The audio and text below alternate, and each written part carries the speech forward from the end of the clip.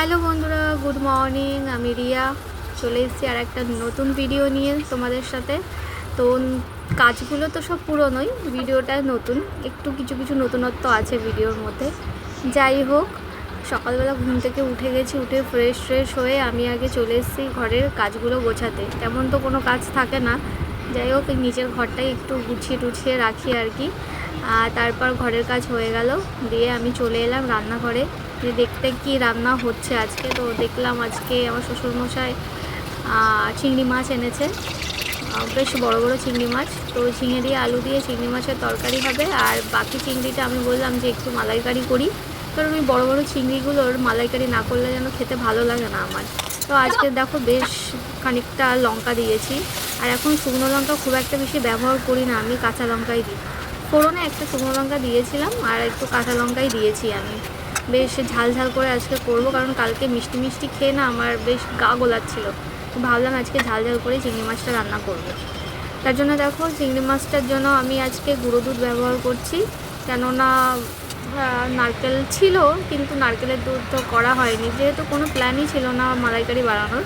আমি ভাবলাম গুঁড়ো দুধ দিয়ে করি। আমার মাকে দেখেছি গুঁড়ো দুধ দিয়ে করে, খুব ভালো লাগে খেতে, আমার মনে বেশি ভালো লাগে খেতে। যাই হোক, ওদিকে না চিংড়ি মাছটা হয়ে গেছে। এরপর আমি বানাবো হচ্ছে মাছের টক, যেটা আমার খুবই ফেভারিট। আর এখন তো পরপর প্রতিদিনই প্রায় খাওয়া হচ্ছে, শেষ হয়ে গেলে আবারই বানানো হচ্ছে। আর হচ্ছে দুদিন আগেই বানানো হয়েছিল, সেটা রুই মাছের না কাতলা মাছের জন্য বানানো হয়েছিল। আজকে বানানো হচ্ছে সিলভার কাপ মাছের। এটাই মোটামুটি আমার শ্বশুরবাড়িতে রান্না হয়। আমি যখন বিয়ে হয়ে এসেছি এদের বাড়িতে, তখন মাছের টক যখন আমাকে দিয়েছিল আমার কেমন লাগছিল খেতে, আর আমি কোনোদিন দেখিও নি শুনিও নি যে মাছের টকও আবার হয়, তারপর আবার তেঁতুল দিয়ে গুঁড়ো দিয়ে। তো আমার একটা আজব লেগেছিল, কিন্তু যখন খেয়েছিলাম এত ভালো লেগেছে, তারপর থেকে আমার মাছের টকটা ফেভারিট হয়ে গেছে। আর এখন তো রান্নাও শিখে গেছি। এর আগে এক দুবার করেছি রান্না, কিন্তু তেমন তো কঠিন নয় এটা রান্না করা, সেই জন্য শিখেই গেছি। এদিকে দেখো আমি প্রথমে একটু সর্ষের তেলও করা যায়, সাদা তেলেও করা যায়। যেহেতু সাদা তেলটা ভাবলাম যে সাদা তেলটা পড়ে আছে অনেকদিন ধরে, সাদা তেল দিয়েই আজকে মাছটা ভেজে ফেলি। সেই জন্য মাছগুলো তখন নুন হলুদ মেখে আমি ভাজতে দিয়ে দিয়েছি। প্রথমবার কটা ভাজা হয়ে গেছে, যেহেতু অনেকটাই মাছ ছিল, তারপরে বাকিগুলো ভেজে নিয়েছি। এরপরে আমি দিয়ে দিয়েছি পাঁচফোড়নটা দেখো একটু বেশি হয়ে গেছে, বেশি পড়ে গেছে, কিছু করার নেই, কোনো ব্যাপার না, ফ্লেভারটা ভালো আসবে। আর ওদিকে আমি রেখে দিয়েছি হচ্ছে তেঁতুল ভিজিয়ে রেখে দিয়েছি, যদি তেঁতুলের কাঠটা দিতে হবে এর মধ্যে, সেই জন্য। এবার দেখো তেঁতুলের জলটা আমি দিয়ে দিলাম এর ভিতর। আর খুব বেশি আমি করিনি, যেহেতু আগের দিনে যে মাছের টক ছিল তার গ্রেভিটা রয়েছে, তো সেটা ফেলে দিইনি, ভাবলাম যে এর মধ্যেই দিয়ে দিই, একেবারে খাওয়া হয়ে যাবে আর টেস্টও হবে ভালো।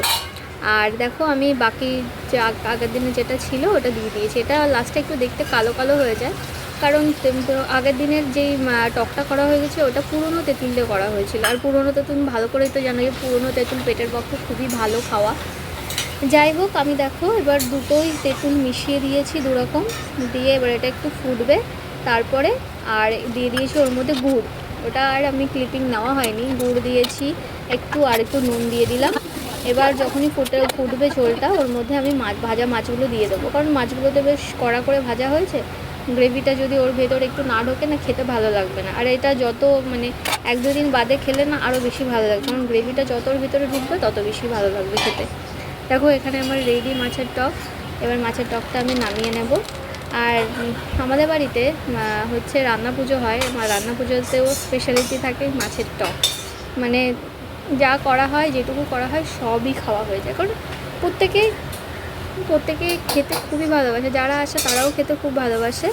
আর যাই হোক, এবার খাওয়া দাওয়া করবো দুপুরবেলা। তো তার আগেই তো আকাশে এমন মেঘ করেছে কি আর বলবো, তার জন্য তাড়াতাড়ি খেতেও বসে পড়েছি। দেখো বৃষ্টিও শুরু হয়ে গেছে, সাংঘাতিক বৃষ্টি হয়েছে, তেমন ঝড়ও হয়েছে তার সাথে। এখানে তো অনেক গাছপালা ভেঙে চুড়েও গেছে দেখলাম আমি। আর এখানে দেখো সাংঘাতিক বৃষ্টি হয়েছে, আমার বারান্দার অবস্থা তো একদম খারাপ হয়ে গেছে, সব উল্টে পাল্টে নোংরা হয়ে দেখো কি অবস্থা হয়েছে। আমার তো মোটামুটি কান্না পেয়ে যাচ্ছিলো। কী করব, আবার আমাকে খাওয়া দাওয়া করে উঠে এসে দেখি এই অবস্থা, তারা দেওয়াল দিয়েও পুরো নোংরা ছিটিয়ে গেছে। তো এবার এগুলোকে এবার পরিষ্কার করতে হবে। যাই হোক, আমার বরটা খুব বকাবকি করছিল যে এখন করতে হবে না, কিন্তু আমি তো আবার নোংরা আবার আমার দেখতে ভালো লাগে না। দেখো জল দিয়ে দিয়ে ধুয়ে মুছে সব চারিদিকে এগুলো সব পরিষ্কার করে দিয়েছি। তো কমেন্ট করে জানিও আমার ভিডিও কেমন লাগলো বা আমার ভিডিও কেমন লাগে। আরও ভিডিও তোমাদের সাথে প্রতিদিনই শেয়ার করবো কী করছি না করছি। তো সবাইকে টাটা।